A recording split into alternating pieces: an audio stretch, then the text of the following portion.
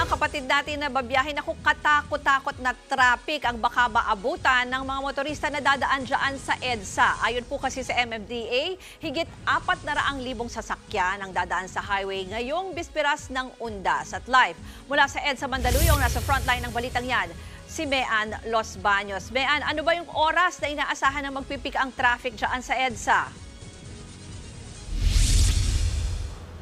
Hi Ruth, magandang hapon sa iyo. Bandang alas 6 hanggang alas 8 mamayang gabi inaasahan ang mabigat na daloy ng trapiko along EDSA, partikular yung malalapit sa bus terminals ayon yan sa MMDA. Around 420,000 nga ng mga sasakyan ang inaasahang bumagtas dito sa EDSA ngayong bisperas ng Undas. Pinayagan na rin, Ruth, dumaan sa EDSA ang provincial buses pero hanggang Cubao Terminal lang yung mga mula norte, habang hanggang Pasay Terminal naman ang galing sa south. Wala na ring number coding ngayon at bukas. Gayunman, tingin ng MMDA hindi yan makakapagpabigat ng trapiko. Marami na raw kasing nagsiuwian sa mga probinsya nitong mga nakaraang araw. Inaasahan ang pagbigat ng traffic sa EDSA simula ngayong hapon dahil half day na ang government at ilang private offices, kaya magsasabay-sabay bumiyahe pa uwi. Gayunman, nasa mahigit 1,200 MMDA personnel ang nakadeploy sa mga kalsada para umagapay sa mga biyahero nating mga kapatid.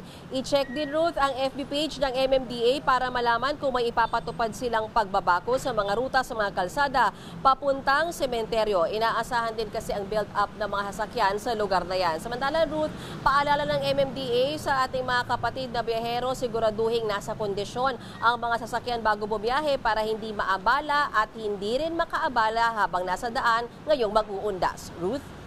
Maraming salamat, Mean Los Baños. Mga kapatid, ako po si Ruth Cabal. Maging maalam at may pakialam sa mga may init at rumaratsadang balita sa Frontline Express.